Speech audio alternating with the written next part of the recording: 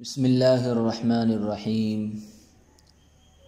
أحمدك يا من بيده أزمة الرشد والهداية وأعنة التوفيق في البداية والنهاية، رعانا بعين العناية عن الجهل والغواية، وعلمنا من مطالب الفقاهة وأرشدنا إلى معارج الدراية. أشهد أن لا إله إلا أنت وحدك شهادة تكون لنا من عذاب الجحيم وقاية، وتصير لنا في الدنيا والآخرة كفاية. وأشهد أن محمدًا عبدك ورسولك صاحب المعراج كاشف خزائن الأسرار الآتي بالدرر اللوامع وغرر الأفكار.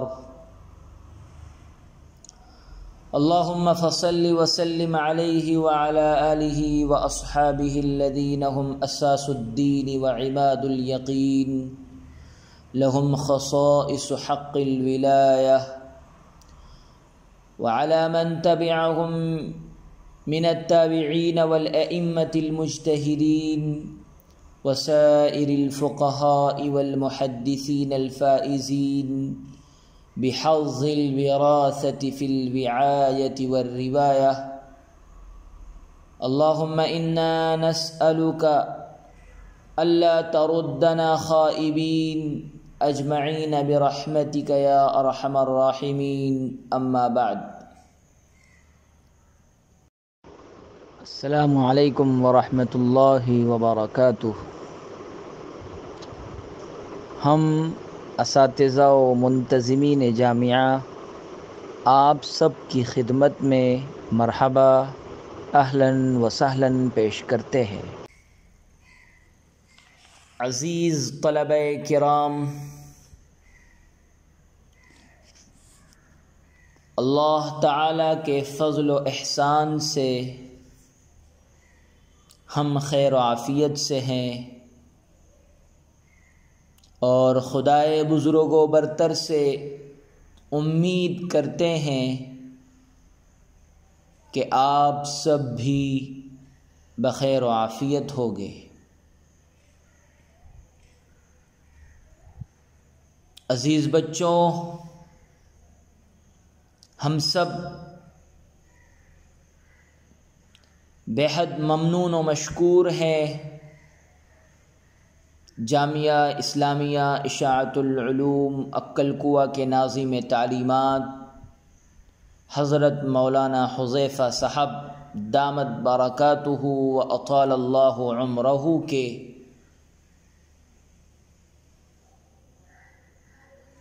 کہ آپ نے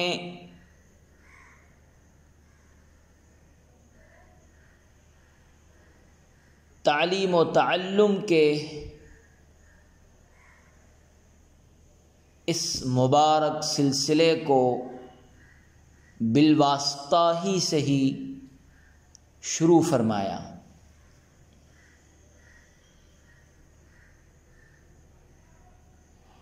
ہم بارگاہ خداوندی میں دست بدعا ہیں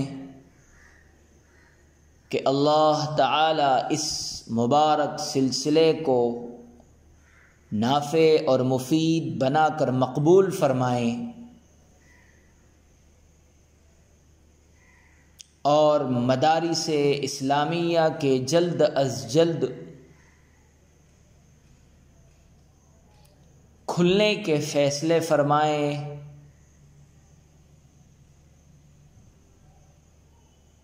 اور براہ راست ہم علم دین کو حاصل کر سکے، اس کا فیصلہ فرما کر ہم سب کے حق میں خیر و عافیت کو مقدر فرمائیں. ساری انسانیت کی اس عالمگیر وبا اور بلا سے حفاظت فرمائیں. جو اس میں مبتلا ہے انہیں شفائے عاجلہ کاملہ دائمہ مستمرہ عطا فرمائیں. جامعہ نظامہائے جامعہ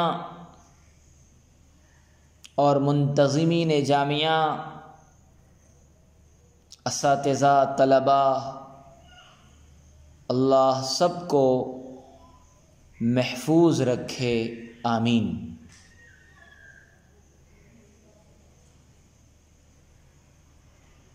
عزیز طلباء، ارباب درس و تدریس کا یہ معمول رہا ہے کہ وہ کتاب شروع کرنے سے قبل چند امور بیان کرتے ہیں،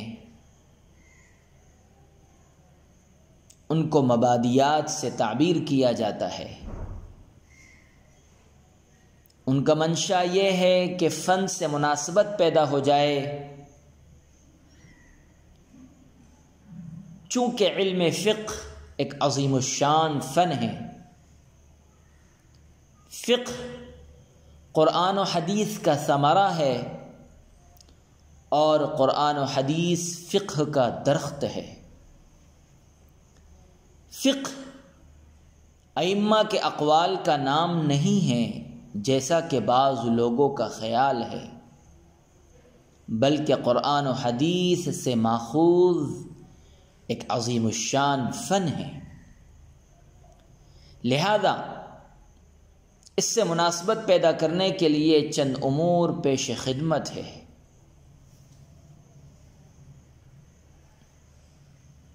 مبادیات کی دو قسمیں ہیں، مبادیات مؤکدہ، مبادیات مستحسنہ۔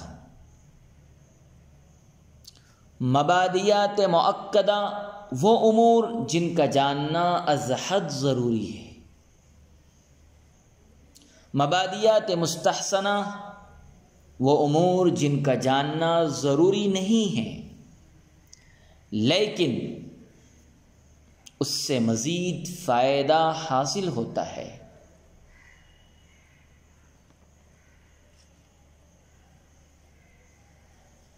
مبادیات مؤکدہ کے ذیل میں مقدمۃ العلم اور مقدمۃ الکتاب سے بحث کی جاتی ہے۔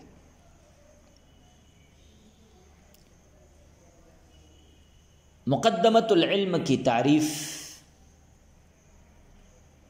مقدمۃ العلم ان امور کو کہتے ہیں جن پر کتاب کا شروع کرنا علی وجہ البصیرت موقوف ہو، یا وہ امور جن کا جاننا کسی فن کے شروع کرنے سے پہلے ضروری ہو۔ مقدمۃ الکتاب طائفۃ من الکلام قدمت امام المقصود للارتباط بها، کلام کا وہ حصہ جس کو مقصود سے پہلے بیان کیا جائے تاکہ مقصود سے ربط پیدا ہو۔ مقدمۃ الفن اور مقدمۃ الکتاب کے درمیان عموم خصوص مطلق کی نسبت ہے۔ مقدمۃ الفن خاص مطلق اور مقدمۃ الکتاب عام مطلق ہے۔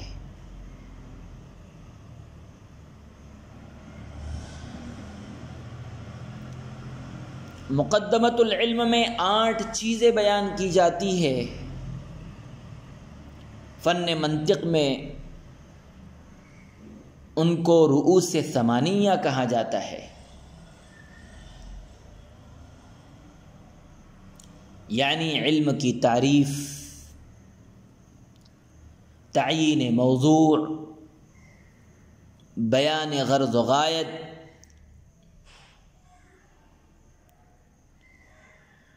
تعارف واضح علم، بیان وجہ تسمیہ، اسماء، استمداد، حکم اور فضیلت۔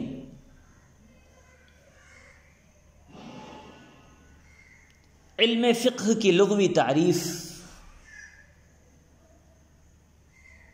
علامہ زمخشری نے کتاب الفائق میں لکھا ہے، الفقہ حقیقتاً الشق والفتح، الفقيه العالم الذي يشق الأحكام ويفتش عن حقائقها ويفتح ما استغلق منها۔ فقہ کے لغوی معنی کسی شے کو کھولنا اور واضح کرنا ہے، اور فقیہ اس عالم کو کہتے ہیں جو احکام شرعیہ کو واضح کرے اور ان کے حقائق کا سراغ لگائے اور مغلق و پیچیدہ مسائل کو واضح کرے۔ در مختار میں ہے الفقہ لغتاً العلم بالشیء ثم خص بعلم الشریعہ۔ فقہ کے لغوی معنی کسی چیز کو جاننا ہے، پھر یہ علم شریعت کے ساتھ خاص ہو گیا ہے۔ اقرب الموارد میں ہے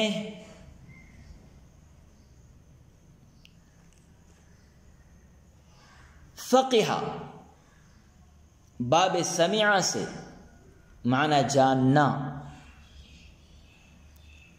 فقہ بضم القاف باب کرما سے معنی فقیہ ہو جانا۔ علامہ خیر الدین رملی سے نقل کیا گیا ہے کہ لفظ فقہ کا استعمال 3 طرح ہوتا ہے: بکسر القاف، بفتح القاف، بضم القاف۔ بکسر القاف اس وقت استعمال کرتے ہیں جب کوئی بات سمجھ لے، اور بفتح القاف اس وقت استعمال کرتے ہیں جب کوئی بات سمجھنے میں کسی دوسرے پر سبقت لے جائے، اور بضم القاف اس وقت استعمال کرتے ہیں جب فقہ اس کی طبیعت ثانیہ بن جائے۔ علامہ جار اللہ زمخشری رحمۃ اللہ علیہ نے فن لغت میں الفائق نام کی کتاب لکھی ہے۔ اس میں تحریر فرماتے ہیں کہ لفظ فقہ کا استعمال قرآن پاک میں 20 مرتبہ ہوا ہے۔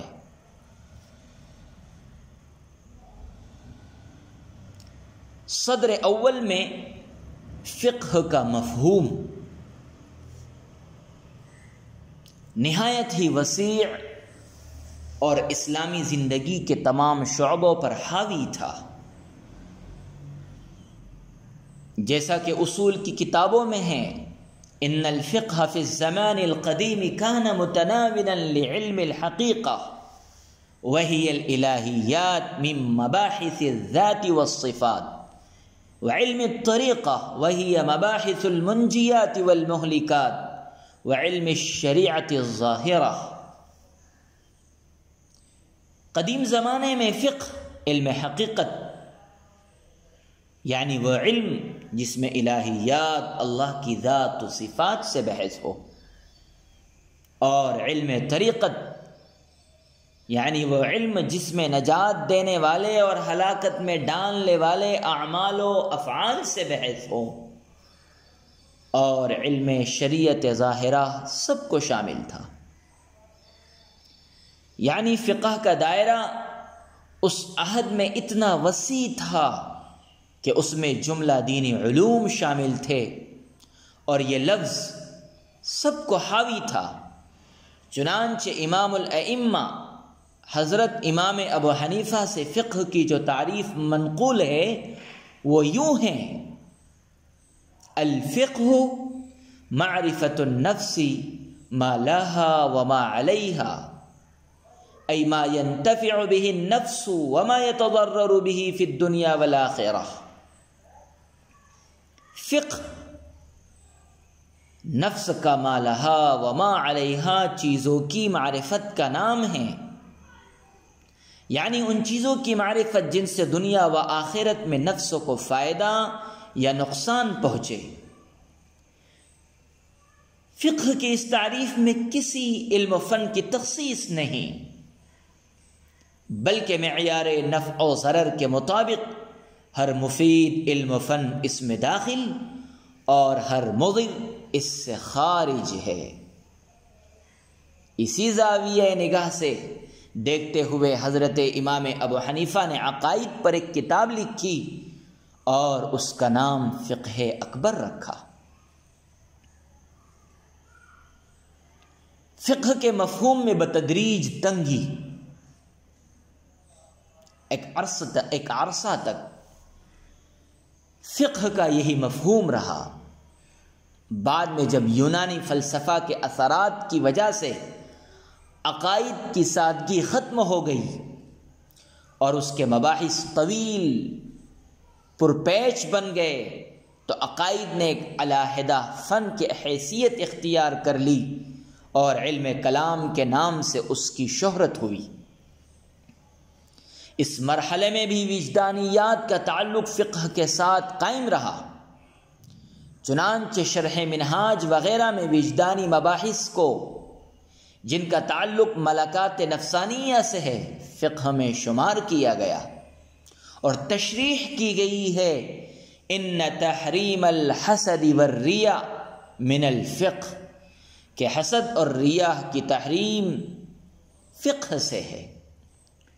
پھر جب خارجی اثرات کا اور زیادہ غلبہ ہوا تو وجدانیات نے بھی ایک علیحدہ فن کی حیثیت اختیار کر لی، جس کی شہرت تصوف کے نام سے ہوئی، اور اب فقہ عقائد و اخلاق دونوں کے مباحث سے خالی ہو گیا۔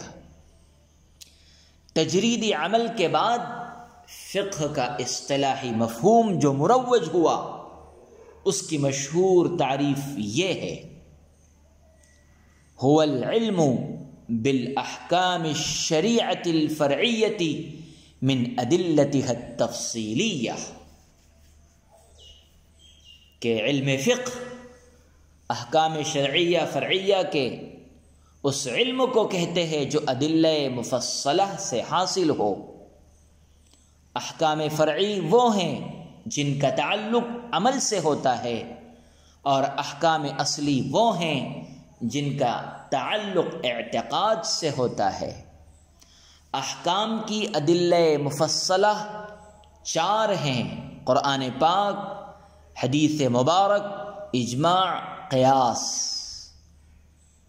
تعریف مذکور 2 جزءوں پر مشتمل ہے، ایک العلم بالاحکام الشرعیۃ الفرعیہ، اس جز کے پیش نظر احکام اعتقادیہ جیسے وحدانیت خداوند قدوس، رسالت رسل اور علم یوم آخرت وغیرہ امور فقہ کے اصطلاحی مضمون سے خارج رہیں گے۔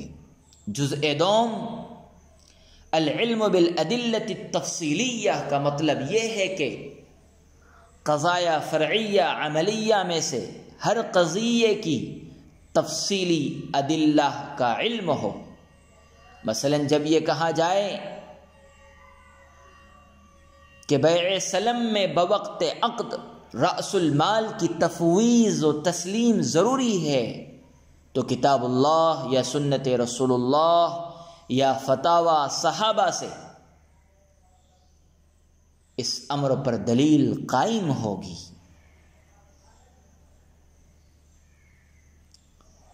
وصلی اللہ وسلم علی نبینا محمد وعلی آلہ واصحابہ وبارک وسلم تسلیما کثیرا کثیرا۔ اگلا سبق انشاءاللہ آئندہ کل۔ یہ الدرس الاول پہلا سبق مکمل ہوا۔ ہدایہ اولین سے متعلق ہے۔